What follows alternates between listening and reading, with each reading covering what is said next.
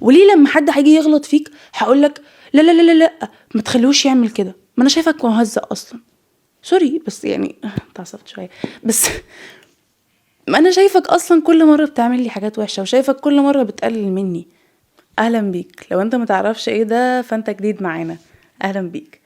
ده بودكاست اراء، ودي الحلقه ال 12 وانا رضوى رضوان. يلا بينا.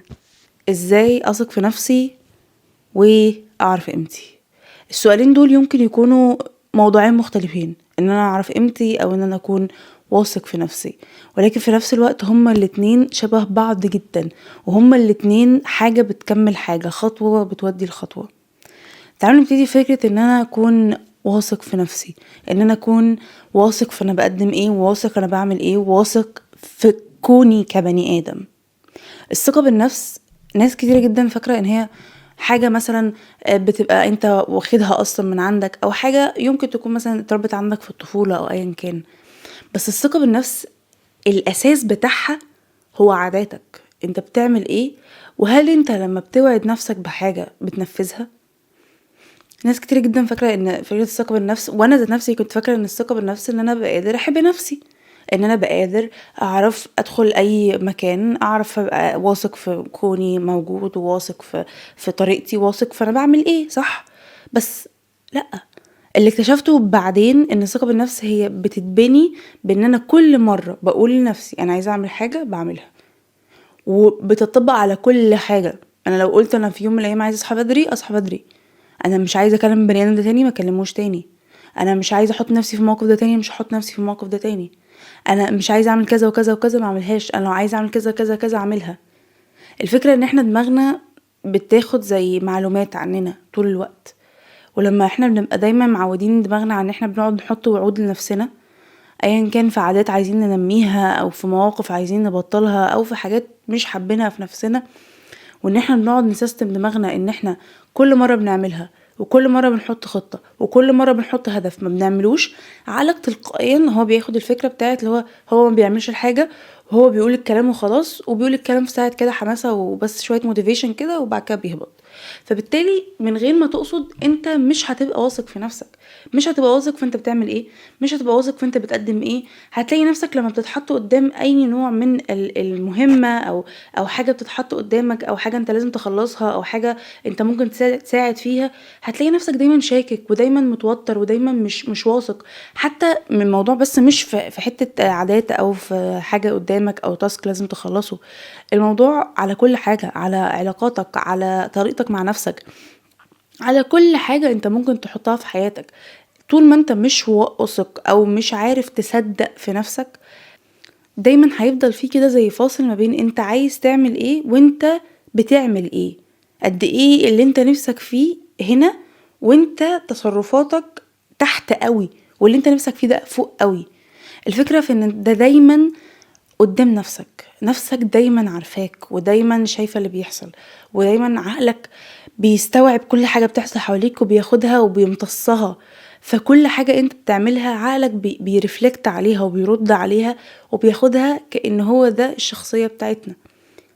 لما تبتدي في الأول انك تحاول انك لما تقول وعد لنفسك تنفذه، عشان عقلك عنده داتا كبيرة جدا من ان انت بتعمل الحاجات وبتقول عليها وما بتكملهاش، فبالتالي عقلك في الاول هتحس ان هو بيقولك لا لا انت مش هتعرف تعمل كده، انت بس بتقول كده دلوقتي. بس بعدين لما تبتدي ان انت تعمل ده كده كتير وتنفذ اللي انت قلت عليه وتعمل وتكمله فعلا، هتشوف عقلك قد ايه هيبقى اللي هو اصلا هو اللي بيحفزك، وهو اللي بيقومك، وهو اللي بيزقك، وهو اللي بيشجعك. جرب لمدة اسبوع، بس مدة اسبوع حط 4 أهداف انت عايز توصل لهم ايا كان هما ايه. عايز تنزل الجيم 3 مرات في الاسبوع، وعايز تصلي كل الفروض اللي عليك، وعايز تاكل كويس، وعايز تقلل وقتك على الموبايل. بس هي دي الحاجات اللي انت عايز تعملها، 4 حاجات في اسبوع كامل، واعملهم واكتبهم على ورقة وحطهم قدامك، وتعالى في اخر الاسبوع واعمل صح صح صح طبعا بعد ما تكون عملتهم. شوف قد ايه هتحس انك مفيش حاجة ممكن تقف قدامك. ولو قالوا لك روح اجري من هنا للصين، هتروح تجري، هيبقى عندك احساس انك فعلا بتقول حاجة وبتعملها. وانك اي حاجة عايز توصلها في الدنيا هتعرف توصلها لانك بتقول الحاجة وبتعملها. من 3 سنين انا خسيت تقريبا يجي 25 كيلو. انا طول عمري لو ما تعرفوش انا من وانا صغيرة وانا كنت اوفر ويت، كنت طفلة اوفر ويت. قعدت من مثلا من عندي 8 سنين لغاية 15 سنة انا بحاول اخس بس ومش عارفة وبفشل كل مرة، لحد ما وصلت لمرحلة اللي هو ان انا بقيت فاكرة ان فكرة الخسية دي اساسا مش منطقية، مش حاجة فيزيكلي ينفع تحصل. اللي هو من كتر ما انا فشلت فيها انا بقيت اصلا اللي هو يعني ايه يعني اخسر كتلة من الدهون وكتلة عضلية وايه يعني لما اقلل اكلي شوية هخس يعني سبحان الله. بس انا كنت بس من كتر ما انا فشلت انا بقيت حاسة ان الموضوع مش حقيقي اساسا. ومجرد ما نجحت فيها بقى عندي احساس من ساعتها من اكتر من 3 سنين ان انا اقدر اعمل اي حاجة، وان انا لو اتحطيت قدامي اي حاجة ممكن تاخد مني وقت، ممكن ما ابقاش عارفة ازاي، ممكن افشل فيها في الاول بس انا اعرف اعملها. لان انا عملت حاجة في وقت معين كانت بالنسبة لي معجزة، كانت بالنسبة لي انا ازاي عملت دي، انا دي اكتر حاجة في حياتي انا مش عارفة اعملها، ودي اكتر حاجة في حياتي انا عرفت اعملها. ومن ساعتها ودي بقت زي التيرنينج بوينت في حياتي، اللي هو الحتة اللي البطل فيها بيتغير وحياته كلها مسيرتها بتتغير. انا دي الوقت بتاعي. مجرد ما خسيت حسيت ان انا ممكن اعمل اي حاجة في حياتي، وان انا في تجربة جديدة تماما قدامي.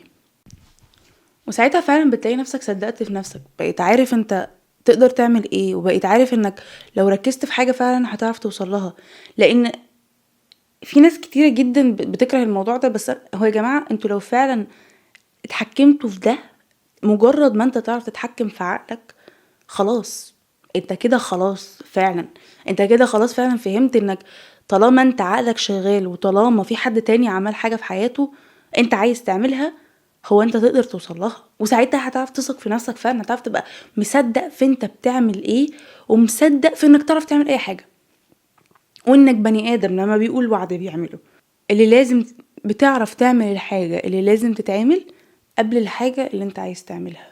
لازم تتعلم تقول لأ، لازم تتعلم تقول لأ، لازم تتعلم تبقى أب رخم أو أهل رخمين، أو رخمين في وجهة نظر أطفالهم بس هم عارفين مصلحتهم وعارفين هم ايه اللي فعلا أحسن لهم.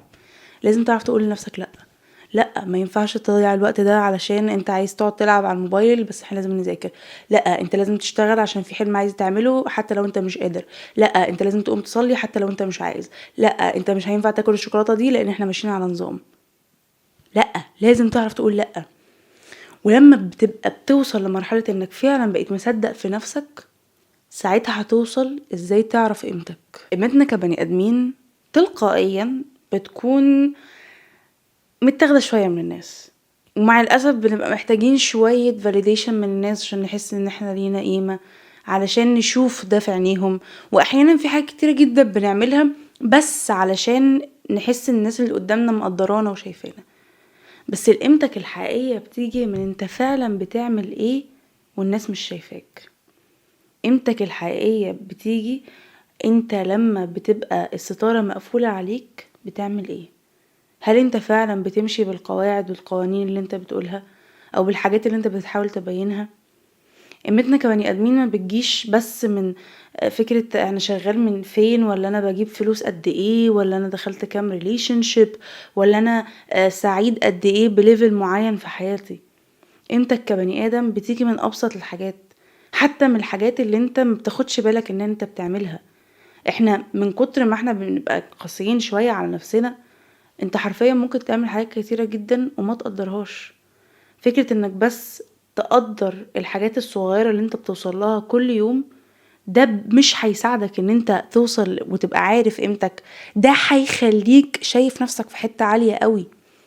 قيمتك بتيجي من انت بتعمل ايه كل يوم، بتفكر ازاي، قلبك يعني ببساطة بجد انت قد ايه بني ادم طيب، وقد ايه بني ادم بتراعي تعامل الناس وبتراعي ربنا في تعاملك مع الناس.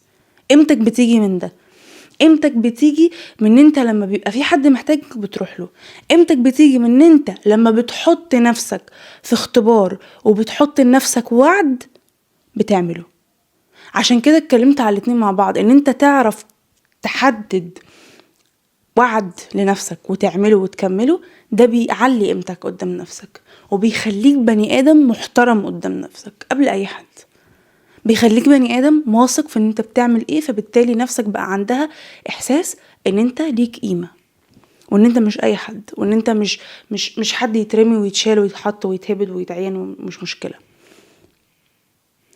قيمتك بتيجي من كل حاجة انت بتعملها، من كل حاجة انت عملتها كويسة ونسيتها، من كل حاجة غلط انت عملتها وحاولت تصلحها، من كل احساس حلو حسيته لحد، من كل لما شفت حد مبسوط اتبسطت له. الناس بتشوف الموضوع بشكل ممكن يكون سطحي شوية، ممكن اشوف بني ادم وهقول قيمته من شكله، من لبسه، من البراند اللي هو جايبها، من الموبايل اللي معاه، من مش عارفة ايه. يمكن الحاجات دي مهمة شوية ان انا اهتم بيها، بس مش هو ده اللي بيحدد لي قيمتي. مش لما اجيب العربية هيبقى قيمتي حلوة، ومش لما ادخل الريليشن شيب التحفة هيبقى قيمتي كويسة، ومش لما اجيب الجزمة الغالية جدا هتبقى قيمتي عالية جدا قدام نفسي. مش هو ده اللي هيخليني. اللي هيخليني فعلا ليا قيمة وعقدي قدام نفسي بتحدد ولا لأ، قراراتي قد ايه بتأثر على حياتي، وقد ايه باخد مسؤولية عليها، قد ايه انا فعلا عايزة اوصل لحاجة في حياتي، وقد ايه انا فعلا بشتغل على نفسي، قد ايه انا بحترم نفسي، قد ايه انا بس بحترم نفسي. ولما حد بحس ان هو مش احسن حاجة في حياتي بقوله ستوب، مش عايز. قيمتك بتيجي من كل حاجة انت بتعملها. صدقني مجرد ما تلاقي نفسك عارف تنفذ وعودك هتعرف تعلي قيمتك، هتعرف تقول انا بني ادم ليا قيمة ومحترم، لان انا بحترم نفسي قبل ما بحترم اي حد. احترم نفسك هتحترم الناس، احترم نفسك وعلي نفسك وعلي ذاتك، هتعلي الناس وهتحترم الناس والناس هتحترمك. الموضوع عامل بالظبط زي واحد صاحبك كل مرة بيقولك هجيلك بدري، عمره ما بيجي بدري.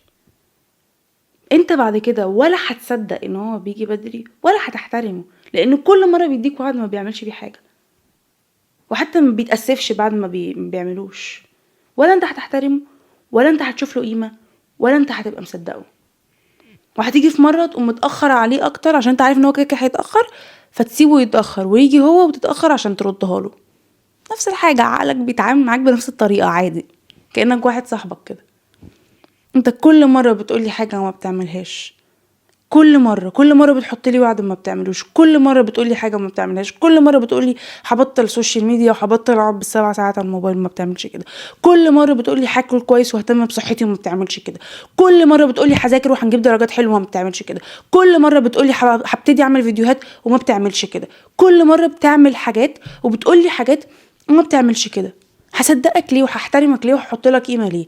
وليه لما حد هيجي يغلط فيك هقولك لا لا لا لا لا ما تخليهوش يعمل كده، ما انا شايفك مهزأ اصلا. سوري بس يعني اتعصبت شويه، بس ما انا شايفك اصلا كل مره بتعمل لي حاجات وحشه، وشايفك كل مره بتقلل مني. ليه هعمل كده؟ ليه هصدق فيك؟ اديني سبب. عقلك بيتعامل معاك بالظبط كده.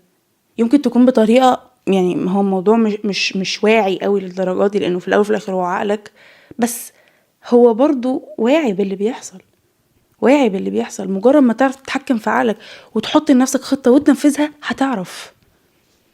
الموضوع بجد مش صعب، بجد مش صعب انك تبتدي، صعب انك تكمل. مش هقولك انه سهل، صعب انك تستكل وتمسك في وعد معين وتكمله، صعب انك تحط قيمة لنفسك وانك تعلي قيمة نفسك قدام اي حاجة، مش قدام بني ادمين بس صدقني قد ايه الموضوع مش محتاج انك تبقى عبقري، انك تمسك ورقة وقلم تقفل كل المشتتات لو مرة في الاسبوع وتشوف انت بتعمل ايه غلط وبتعمل ايه صح.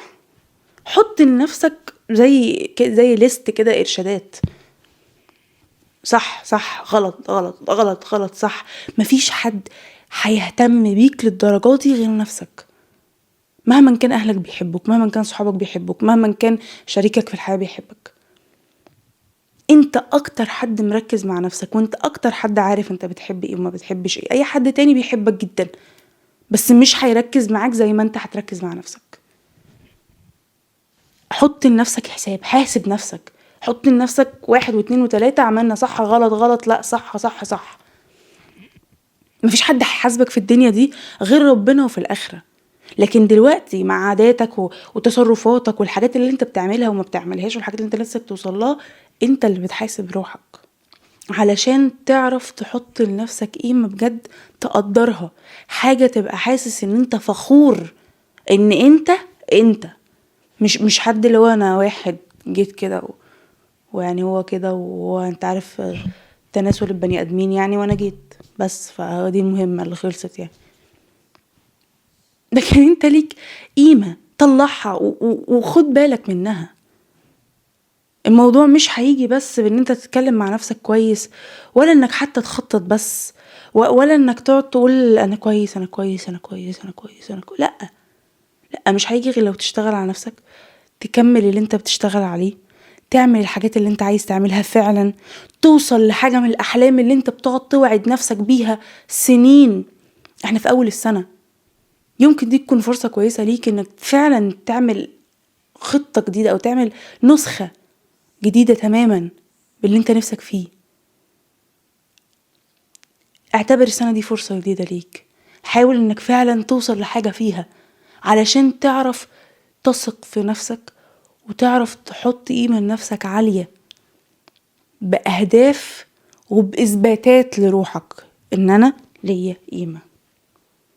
وبس كده، كل سنة وانتم طيبين. احنا لسه في اول السنة، يا رب السنة دي تكون كلها خير علينا، ونعرف فعلا نصدق في نفسنا ونبقى عارفين قيمة نفسنا كويس. ما تنسوش تعملوا لايك شير سبسكرايب للشانل، وتدخلوا على الديسكريبشن هتلاقوا التيك توك والانستجرام بنزل فيه كل البيهايند ذا سينز وكل الابديتس وكل حاجة بتحصل، واحيانا بتختاروا اصلا الفيديو اللي هنتكلم فيه المرة الجاية. تيك توك اتس مور فن، بس روحوا برضو زوروه كده، شوفوا الدنيا عاملة ازاي. بس انا بوستكم وعملت لكم، يا سلام.